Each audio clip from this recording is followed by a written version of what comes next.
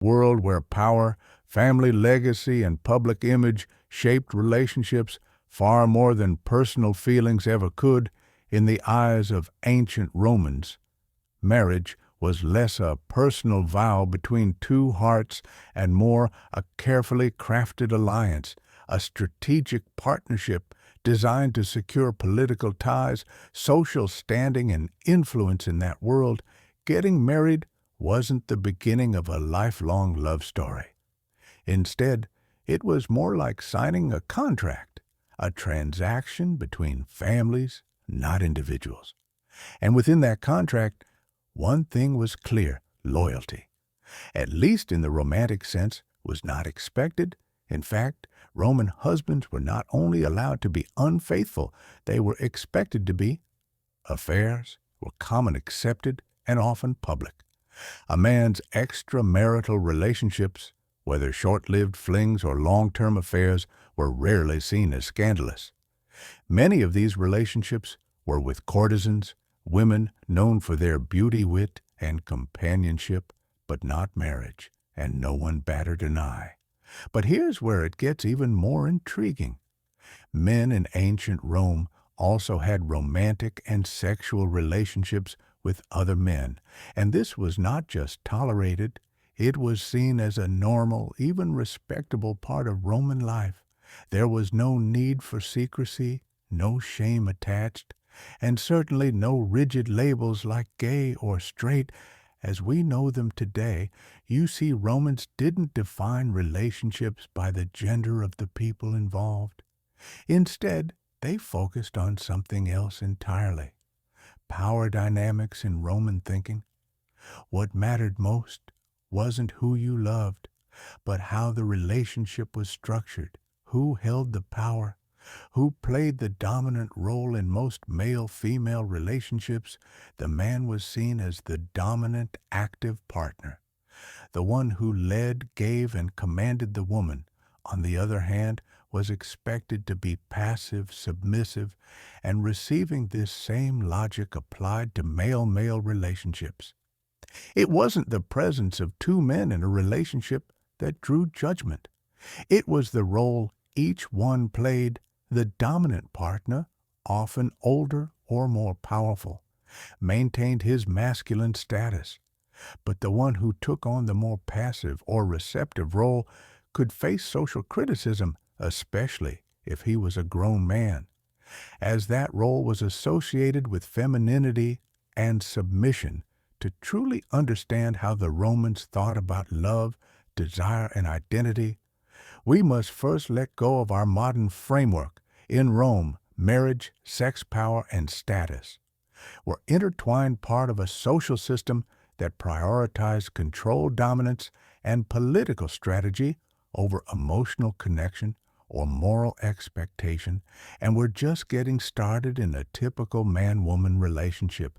During Roman times, roles weren't just assumed, they were embedded into the very foundation of society.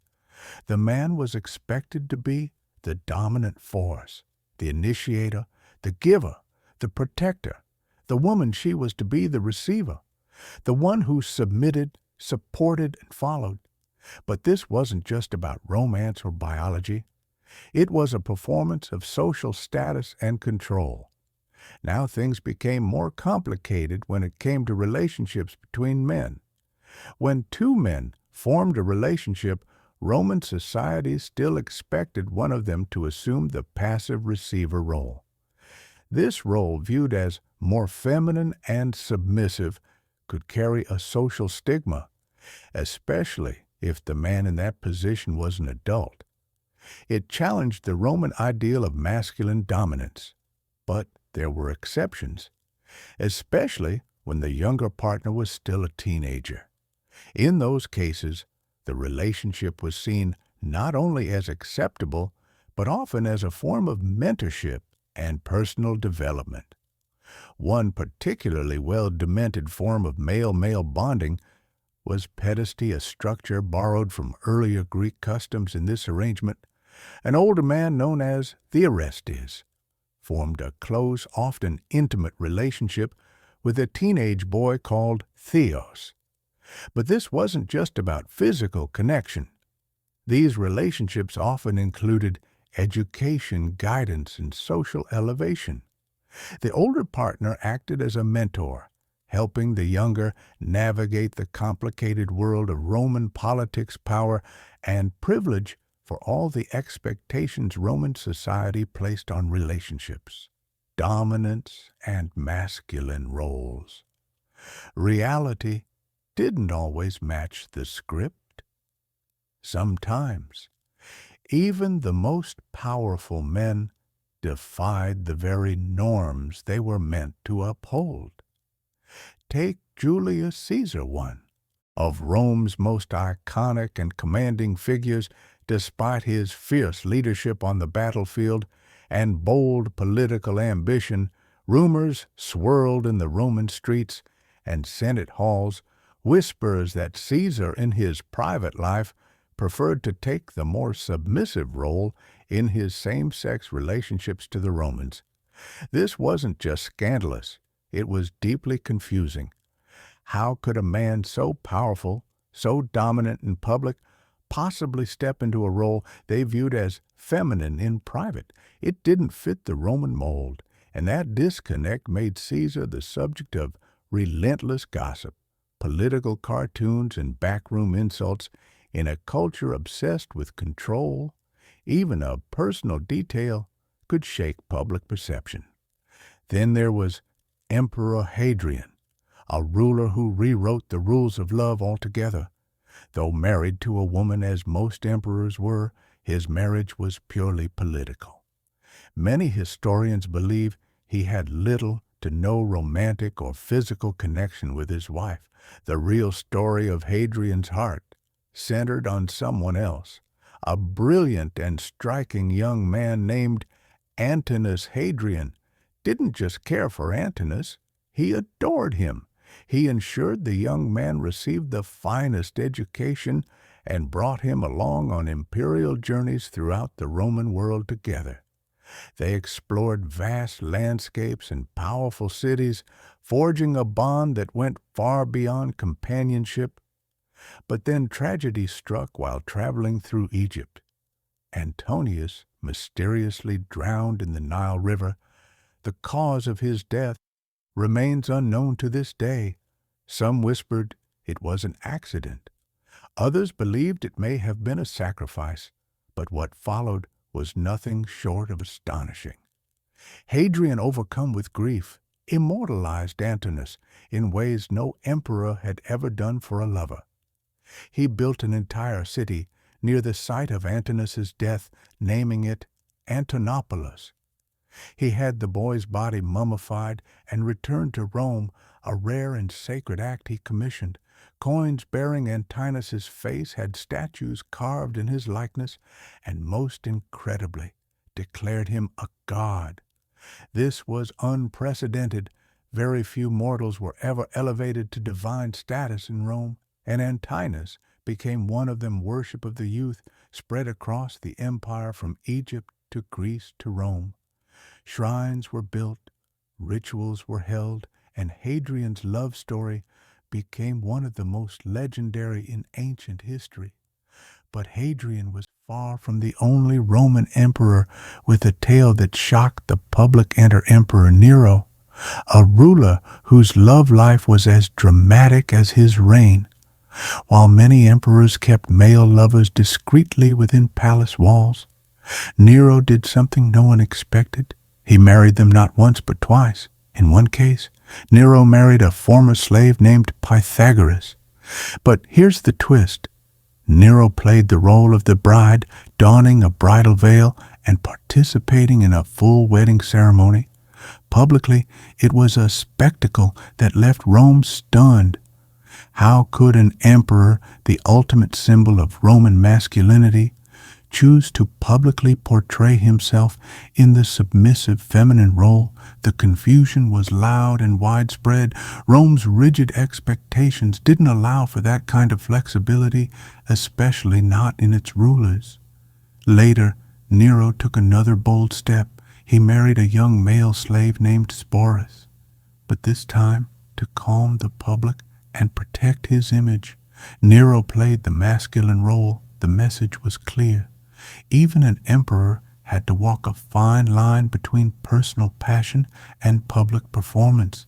Behind the curtain of power, Roman emperors lived complex emotional lives, some filled with love, others with grief, and many with contradictions. The expectations placed on them were immense. They were not only rulers, but symbols expected to mirror Roman ideals of strength, dominance, and control in both politics and passion. But the truth, their hearts didn't always follow the script. While Emperor Nero's relationships often defied convention, some of his actions would be deeply unsettling, even horrifying by today's standards. Perhaps the most disturbing account involves his young partner Sporus. In a calculated and cruel decision, Nero had the boy castrated not out of affection or personal desire, but to maintain the illusion of a traditional male-female marriage dynamic. By physically altering Sporus, Nero ensured the public saw him not as a boy, but as a symbolic bride, allowing the emperor to assert masculine dominance and social control. This act wasn't isolated. Several ancient sources describe Nero as abusive and manipulative in his romantic entanglements. While it's difficult to know how much is fact and how much is rumor, the pattern of cruelty, even in love, is hard to ignore. And then there's the most scandalous accusation in Nero's infamous legacy, one that has captivated and disturbed historians for centuries. The claim that Nero committed incest with his own mother, Graham the Younger. This explosive allegation appears. Ancient writings of Suetonius, the lives of the Caesars, and more cautiously in Tacitus's Annals, both suggest that Agrena may have initiated the relationship to maintain her influence over Nero after he rose to power. But most modern historians treat this claim as what it likely was, a politically motivated slander designed to shock, humiliate, and destroy Nero's legacy. You see, in ancient Rome, reputation was everything, and one of the most effective ways to damage it, especially for emperors, was through scandalous accusations, whether true or not. Claims that someone had violated sacred social norms could follow them for generations. For Nero, the infamous rumor about an inappropriate relationship with his mother became a permanent part of his legacy. While modern historians widely agree that this was likely political slander, it shows just how far Roman society would go to discredit a ruler. But if Nero's legacy raised eyebrows, the stories surrounding Emperor Tiberius cast an even longer shadow. As Rome's second emperor, Tiberius was known for withdrawing from public life in his later years and retreating to a series of lavish seaside villas, most famously on the island of Capri. There, away from the spotlight of the capital, a wave of rumors emerged about his private lifestyle. Ancient writers described his behavior as eccentric, indulgent, and far removed from traditional Roman values. Some claimed that Tiberius surrounded himself with a young entourage officially brought in to serve the imperial household. But according to these same sources, the emperor's interest in them may have crossed boundaries, at least in the eyes of later historians. These accounts painted him as a ruler who misused his isolation and status. But it's important to remember that many of these tales were likely exaggerated or fueled by political agendas. Roman historians, especially when writing about unpopular leaders, often included dramatic and sensational details, not always to record truth, but to shape legacy.